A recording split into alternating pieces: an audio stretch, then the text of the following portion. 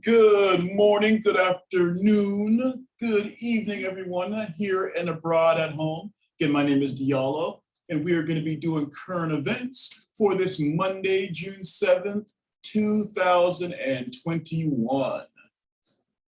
Wow, 2021. Who would have thunk it, huh? Time goes by really fast, doesn't it? Seems like yesterday, what, you were 16, chasing after boys, chasing after girls? I know Lily was chasing after boys. No way, Jose. No way, Jose. You sure? Yeah. Oh, you scared him, huh? No. You were too rough with the boys. You beat them in basketball, so they didn't want anything to do with you, huh? You go behind the back and shoot the three right in their face. So yes, we are going to be just doing some current events. Some happy, some sad, some will make you glad, and everything in between.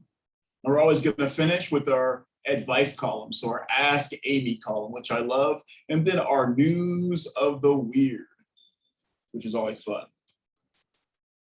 So let's go for the first one, okay, which is going to be a sad story.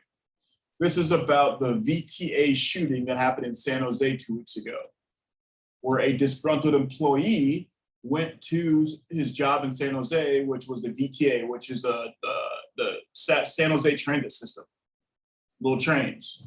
And in the morning, during a shift change, he went there and he killed 8 of his fellow coworkers and himself. He did. Yep, killed himself. So here's a little story about this. VTA survivors may face a long road to recovery. The call started less than 24 hours after the VTA rail yard shooting. Seeing yet another tragedy unfold, families crying, police sirens, the knowledge that someone is gone forever was deeply traumatic for survivors of the Gilroy Garlic Festival mass shooting, said Casey Holcomb, who supervises a center to help people affected by the 2019 shooting. Surviving a violent incident changes your world, Holcomb said, and that can have long-lasting effects. The nation's intense focus on San Jose is tapering off more than a week after a gunman killed 9. Let me see here. Yeah, you guys are good. So the nation's intense focus on San Jose is tapering off more than a week after a gunman killed 9 co-workers at Valley Transportation Authority's light rail yard. But the survivors and family members whose lives are now forever changed cannot so easily move on from their own pain. Mental health professionals who have either aided survivors of mass shootings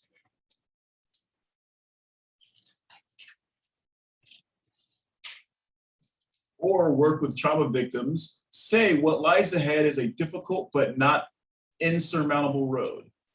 Though there is no timeline for recovery, survivors should one day be able to regain some sense of stability and safety. But for now, their grief is still raw. Sue Cronin, a director at the Bill Wilson Center, said the nonprofit has now worked with about 150 to 200 people affected by the massacre at VTA's Central Hub for light rail service, providing psychological first aid in the form of listening, sharing coping strategies, and connecting employees to long-term care. Some people are still in shock. Others are feeling grief, sadness, anger, she said. It's been a difficult week. Those feelings are to be expected, said Stephanie Goldsmith, a psychologist in Claremont who specializes in trauma therapy. She ran group therapy sessions for survivors in the wake of the October 2017 mass shooting at the Route 91 Harvest Festival concert in Las Vegas that left 58 people dead, serving upwards of 60 people in a given session. There, she said, survivors experienced symptoms ranging from psychological or physiological, such as difficulty sleeping or having elevated heart rate, to emotional responses such as feeling numb or being constantly on guard. Survivors' guilt or hindsight bias, where people unfairly blame themselves for things they did or did not do during the shooting, was also common. Man,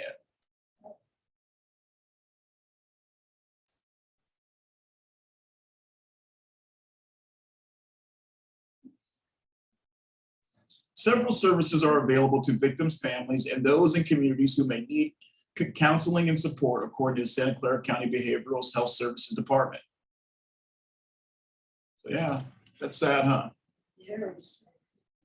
Guy just woke up one morning, was just, all right, at least have the decency to kill yourself and not anybody else.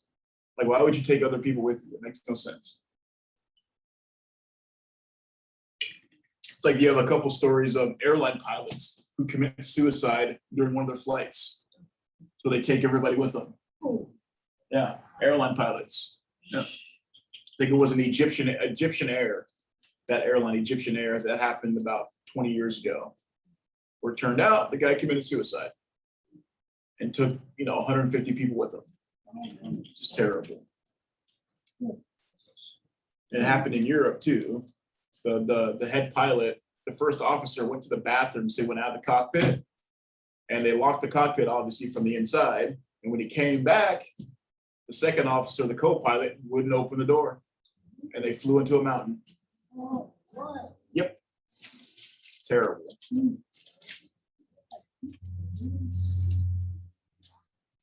So here's kind of another one. This is from Mexico. Okay. Citizens head to the polls in election marred by violence against candidates. They're having a presidential or elections in Mexico for mayors, township, all that stuff. Mexico City. Mexicans went to the polls Sunday to elect the entire lower house of Congress, almost half of the country's governors and most mayors, in a vote that will determine whether President Andres Manuel Lopez Obrador's Moreno's party gets the legislative majority it needs to continue the fourth transformation of Mexico. Lopez Obrador critics have depicted the elections as a chance to stop the still popular president from concentrating more power and weakening checks and balances. The president says the opposition is dominated by conservatives who oppose his campaign against corruption and wasteful spending. Lopez Obrador has complained about courts and independent regulatory agencies that have blocked some of his tougher proposals to empower state-owned industries. Opponents fear that if he wins a majority, he may try to subjugate courts and regulatory agencies created during Mexico's decade-long transition to full democracy.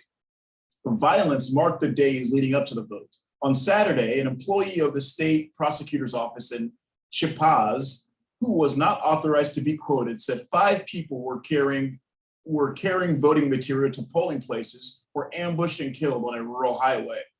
Those killed appeared to be volunteers, not government employees. 36 candidates, mostly from local posts, have been killed to date. And on Friday, a government electoral agency worker was shot to death in Texacala State near Mexico City. 15 of the country's 32 state governorships are at stake, and all 500 seats in the lower house of Congress. Almost 20,000 local posts, including mayors and town council seats, are being decided in 30 states, and those have often been the most violent, scared races. So yeah, you have people running for mayor in towns, and because they go against the cartels have them killed. Mhm. So yeah, you're just somebody, I want to make my country better. I want to make sure to stamp out these cartels and make them go away, so that my kids aren't fleeing so I don't have to walk outside and get shot, and then you get killed for that. Because the cartels have more power than the government. Really? Because they bribe everybody. They're the people who run drugs and people across the border. So they smuggle drugs and people, and they make billions of dollars a year. And they basically just give money to government officials so that they look the other way. Look which way? Look the way that not to them, so they don't get in trouble. So it's like, hey, I don't want to move these illegal drugs past your house, but I know you're going to tell on me, so I'll give you $100,000 so you won't tell. Wow. Exactly. I have the money, huh? Mm-hmm. Crazy. Let's see what else we got. Let's look at some local news. Oh, yeah, the local news.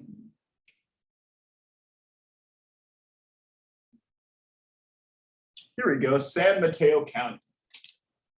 Fair returns with favorites and COVID-19 precautions.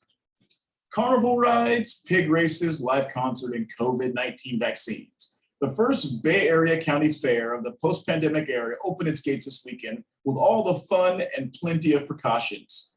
Fairgoers were admonished to wear masks and social distance.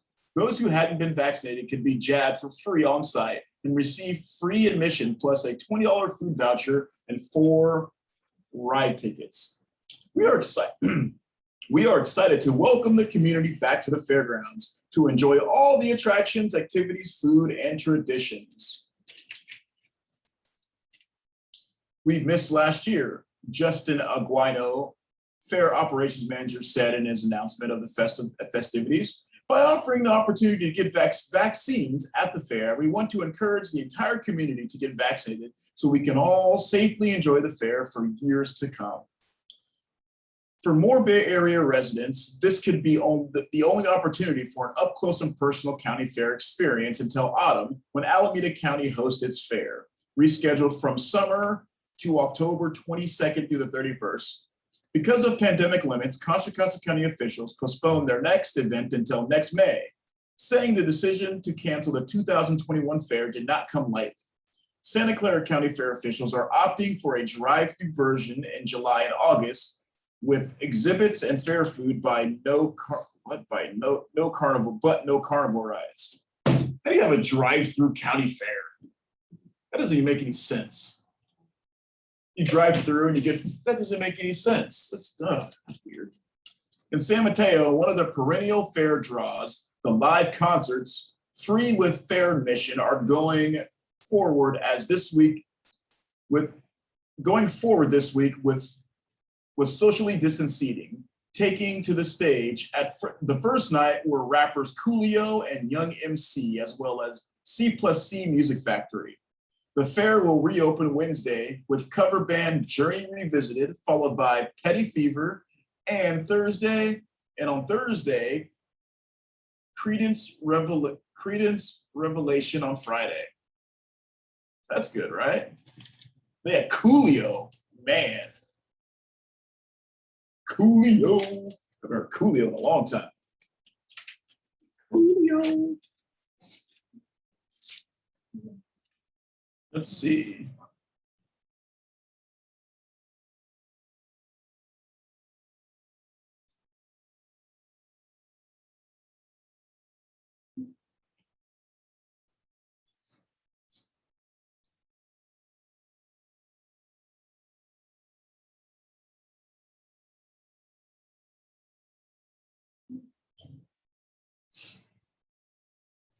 All right, let's see. Was anybody here a Girl Scout or a Boy Scout? No. Were you a Boy Scout? You were a Girl Scout? When I was a teenage, yeah, I'm the Girl Scout. Ah. I was a Cub Scout back in the day. Cub Scout, that was me.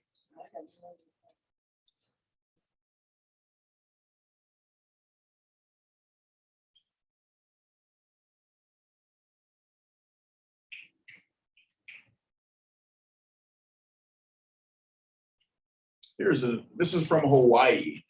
Hawaii. Yep. No mass protest after Honolulu police shoot and kill a Black South African. Wow. It's from Honolulu.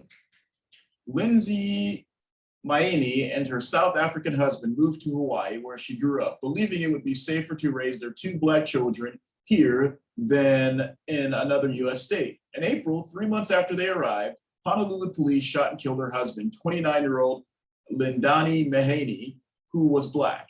We never thought anything like this would ever happen there, Lindsay said, who was white, told the Associated Press in an interview from her husband's hometown, Epagini in KwaZulu-Natal province.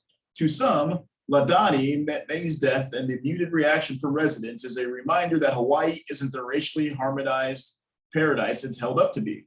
The couple moved to Honolulu from predominantly white Denver in January. Hawaii, where white people are not the majority and many people identify as having multiple ethnicities, felt right. We were refreshed to be back to somewhere that is so diverse. Of Hawaii's 1.5 million residents, just 3.6% are Black, according to the US Census Bureau data. Yet in Honolulu alone, Black people made up more than 7% of the people police use force against, according to Honolulu's police data from 2019.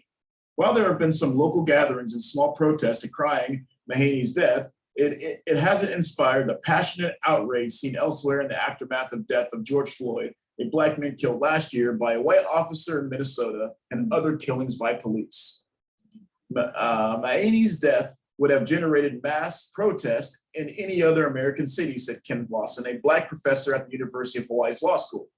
When you are told you live in paradise and you point out that it's not paradise for people of color, that makes people uncomfortable, he said. One reason for a lack of outrage, he said, is that police have released limited details of what happened. What's being detailed is what they want us to see, he said. According to the police account of the fatal shooting, Mahaney's entered a home that wasn't his, sat down and took off his shoes, prompting a frightened occupant to call 911. Outside the house, he ignored commands to get on the ground and physically attacked the officers, leaving one with a concussion, police said. Police released 2 brief clips from body camera footage, but it's difficult to make out what is happening in the dark. 3 shots rang out, and then an officer explains, "Police!" A wrongful death lawsuit Lindsay Mahaney filed against Honolulu alleges police were motivated by racial discrimination towards people of Mahaney's African descent. Simply being Black, he was seen as an imminent threat.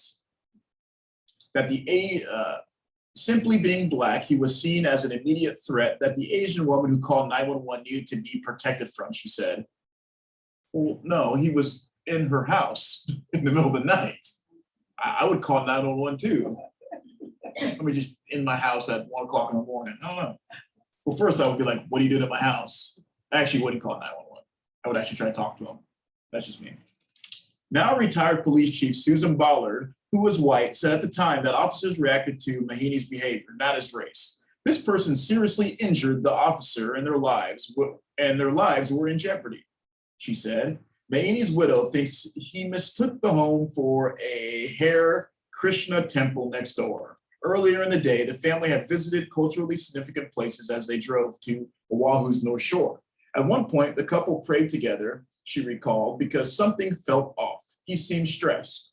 Because of that, she thinks her husband, who was Christian and connected to his Zulu culture, was seeking out a spiritual place in his new neighborhood. Shortly before the shooting, she spoke to him by phone. He was on his way home some 5 blocks away. He was wearing his unkil when he was shot, his widow said. The traditional Zulu headband, along with taking off his shoes at the door, meant he went to the house with respectful intention, she said. That's very true. So I think this could have been de-escalated in a better way than this. But at the same time, the guy did attack the officers. But there's something, they only released part of the video footage from their cameras. So I'm thinking that the police went in, guns drawn, and escalated the situation. He got scared and tried to get it passed. And if he was feeling depressed or stressed, you could honestly not be in your right mind and just fight or flight, and you're trying to fight to get out. So I don't know. We'll find out. But there's no protest. I don't know why there's no protest. I guess people don't care. Yes, people don't care. I know.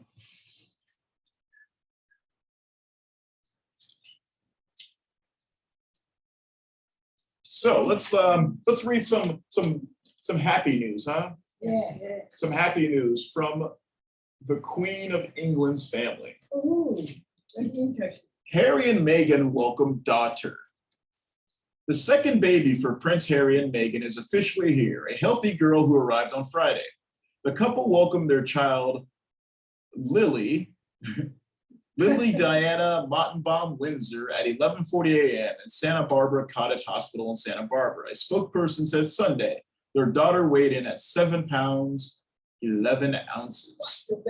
And her name is Lily. Her name is Lily. Lily, they named a princess after our dear Lily. Yes, that's good. Her first name, Lilibet, is a nod to the nickname for her great-great-grandmother, Queen Elizabeth II. Her middle name honors her grandmother and Harry's mother. The baby is 8th in line to the British throne. She is more than we could have ever imagined, and we remain grateful for the love and prayers we felt from across the globe. Thank you for your continued kindness and support during this very special time for our family. The couple, as also known as the Duke and Duchess of Sussex, wrote in a statement issued along with the announcement. No photo of the newborn or the Sussexes accompany the announcement. The couple has said that in lieu of gifts, they request those interested learn about and support nonprofit organizations working for women and girls like Girls Inc., Harvest Home, CamFed, or Mina Mahila Foundation. Harry and Meghan Markle, formerly an actor, married at Windsor Castle in May 2018. Their son, Archie Harrison Mottenbaum Windsor, was born a year later. Meghan has revealed that she had a miscarriage in July 2020, given a personal account of her traumatic experience and hope of helping others. Months before the miscarriage, the couple announced they were quitting royal duties and moving to North America, citing what they said were the unbearable intrusions and racist attitudes of the British media. They live in Montecito, California now. Despite leaving royal duties, Harry's place in the order of succession to the throne remains. The first 7 places remain unchanged. Prince Charles, Prince William's children, Prince George, Princess Charlotte, and Prince Louis, Prince Harry, and his son Archie. Lilibert's birth moves Prince Andrew down to 9th. Prince Andrew's a pedophile, so worry about that. So that's a good one, right? A new prince's baby is born. Yeah, big deal. Mm-hmm. It's a big deal, huh? It's a big deal, huh?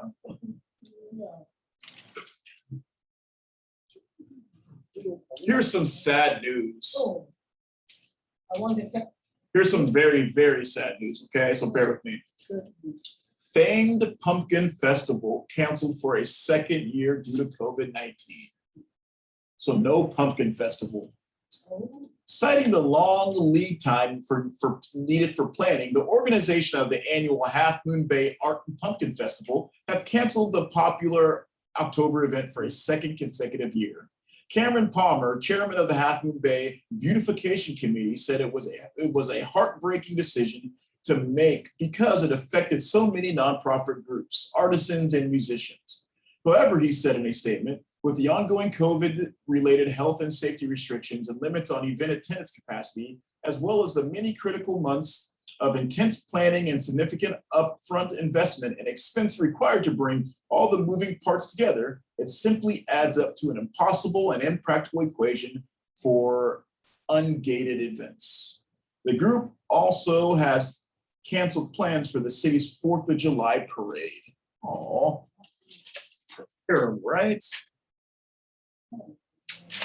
So the Half Moon Bay Pumpkin Festivals where the people would come from all over the country and they have a pumpkin contest to see who the biggest pumpkin in the world was. Some of these pumpkins, let's see, do they have it in here? How much they weigh? How many times? So it says, this October, socially distanced world champion pumpkin weigh-off, however, will go on as scheduled on October 11th. The 2020 weigh-in was held under strict protocols. It doesn't say how much it weighed. Let's find out how much the pumpkin weighed, okay? Let's find out. I want to see how much this pumpkin weighed. Let's see. How much did 2020 pumpkin, hold on, pumpkin weigh. Let's see.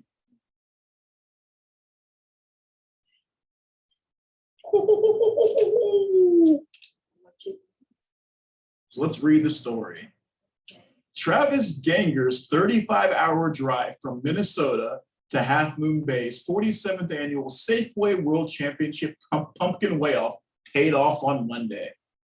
Ganger won a grand prize of $16,450 prize for having the heaviest pumpkin this year at 2,350 pounds.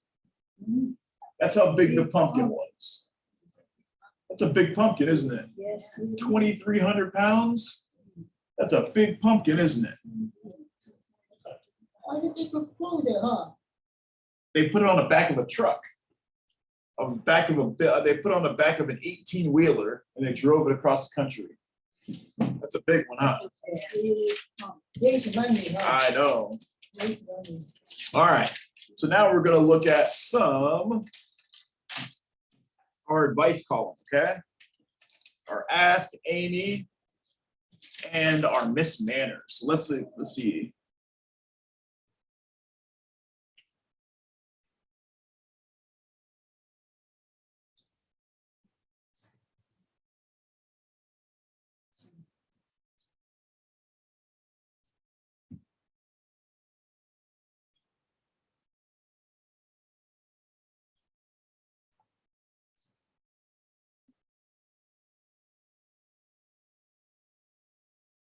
Okay.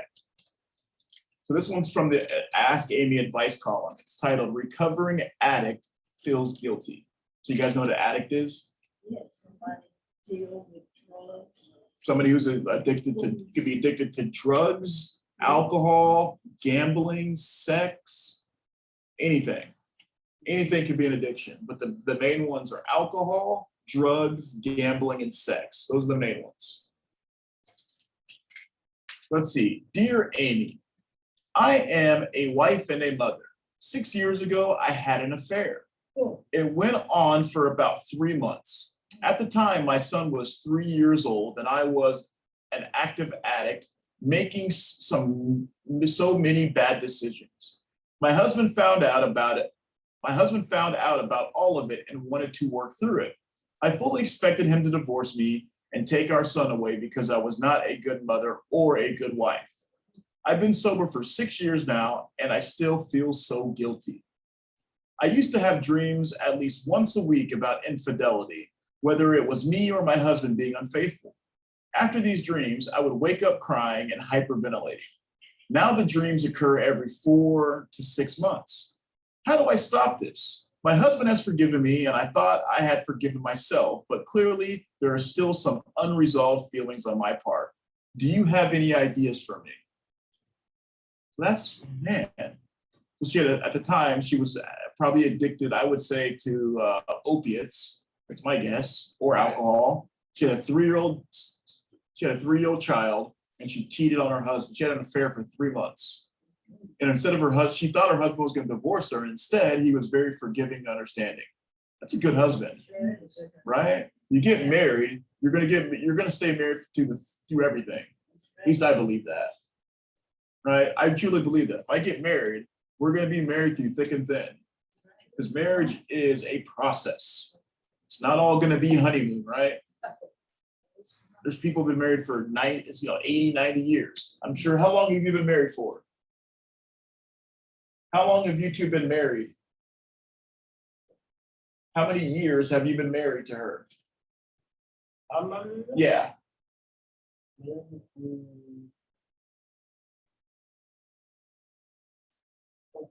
50 years? Oh my goodness, 50 years. yeah. Wow. 50 years. That's almost double my life, right? And I guarantee you those 50 years, it wasn't all good. I guarantee you they argued, right? They walked out, like, I don't want to talk, walked out, they yelled at each other. But you know what? At the end of the day, you have to come together and work it out. I've always heard the saying, if you're with your spouse or your loved one, never go to bed angry at each other. Never leave the house angry at each other, because it could be the last time you see each other, right? You go to bed angry, you both go to sleep angry, you sleep in separate rooms. One of you wakes up, the other one's dead. Like, how would you feel? But the last thing you said to your wife was, I hate you. Her husband, I hate you, or something like that. Or you leave the house, right? You guys are arguing in the morning and you storm out of the house, either male or female, and then you get in a car accident and die. And the other person feels horrible because their last words to you were something that they regret. That's terrible. Right? So let's see what Ask Amy says. Dear Dreamer, my first thought is that you are making great progress. You are married to a graceful man and have the privilege of being a parent to your son. You are having these dreams less frequently. You are sober, you are taking responsibility for your own actions, and you are, very appropriately, working on the next step toward greater health and healing. Forgiving yourself is a big job, and tapping into your own mothering skills might help. When your son makes a mistake, feels guilty, and beats himself up for it, you likely tap into your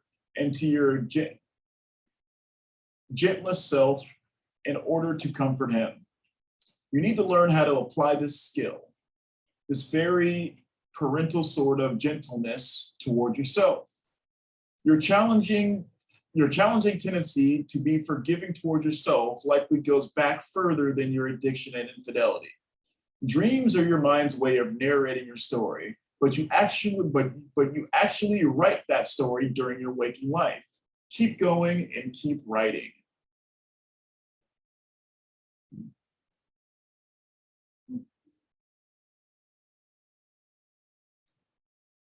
That's crazy, huh? Forgiving yourself is one of the hardest things that somebody can do. I still have a tough time forgiving myself for certain things, and I deal with it to this day where I still can't forgive myself for certain things. I beat myself up for it every single day, even though it's already been gone and done with. I beat myself over it. There's always those things where I feel like I would have been in a different place, right? Your life would have been better, when in reality, it might not have been better, or your life might be exactly the same place it is, right? If you would have done this, this, and this instead of doing what you did, your life could be an exact same thing, right? All right, so now, that was some good advice from Amy. Now, we're gonna look at, let's see, we're almost done here. We're gonna look at today in history. So what we're gonna do in today in history is we're gonna go back in time and look at what happened on June 7th in prior years. So our first year is gonna be June 7th, 1712. Whew, that was almost 310 years ago. So June 7th, 1712. Pennsylvania's Colonial Assembly voted to ban the further importation of slaves. So in Pennsylvania, you could not bring slaves into Pennsylvania starting in 1712, which pretty much started the northern part of the United States and the southern part. We had slaves in the northern part where you did, And right? how about now? Which led to the Civil War. And how about now? No slaves. The only place, well, there are many countries that still have slaves. Number one, Libya. Some African countries do, and in China they have slaves. China, do? Mm-hmm. They have the Uyghur Muslims. The Uyghur Muslims, they take them, they put them on trains like they did the Jews in the Holocaust. And when they get to where they are, they shave off all of their hair. They give them uniforms and they put them in a re-education camp. It's a concentration camp. And then they forcefully sterilize them. Okay. So if you're a man, they snip you, they cut you. If you're a woman, they take out your ovaries. They sterilize you so you can't have any kids. And all the cultural leaders for the Uyghurs, they make them disappear, meaning they kill them. So if you're a cultural icon and you know the history of your people, they will kill you because they don't want anybody to know the history. They want to wipe it out so that you're more Chinese and less Muslim. So it's like this phone I have was probably, there are parts of it that were probably made by slave labor. Yes, most likely. Scary, huh? 2021, we still have slave labor and slaves. Mm-hmm.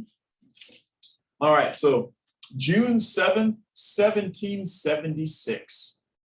Richard Henry Lee of Virginia offered a resolution to the Continental Congress stating that these united colonies are and of right ought to be free and independent states.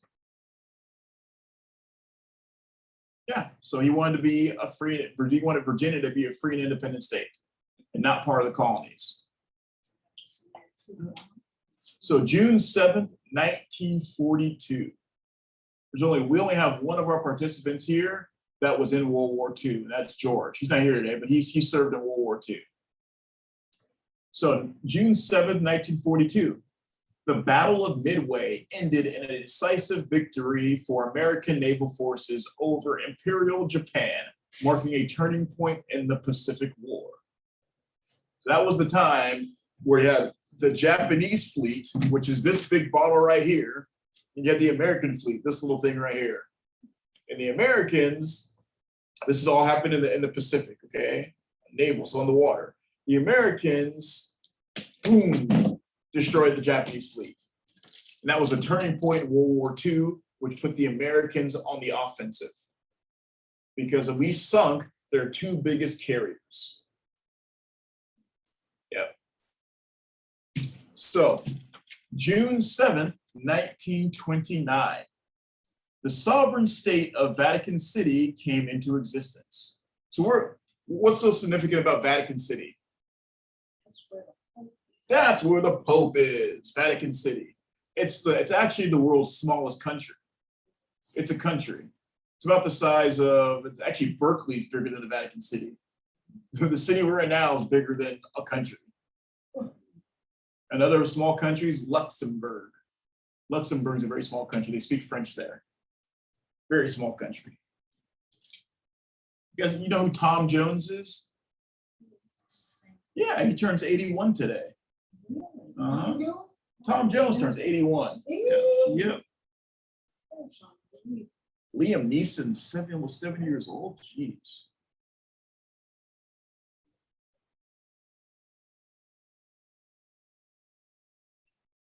So here's some news of the weird, okay? News of the weird. This one's called In the Eye of the Beholder. What is art? For Italian artist Salvador Garo, it's nothing. The 67-year-old sculpture recently sold his immaterial sculpture, I Am, for $18,300. The buyer got a certificate of ownership. Garo said his work is a vacuum. The vacuum is nothing more than a space full of energy. And even if we empty it and there is nothing left, according to the Heisenberg uncertainty principle, that nothing has a weight, Garo explained. So basically what he's talking about is this artist sold a sculpture of nothing. Sold a sculpture. Yeah.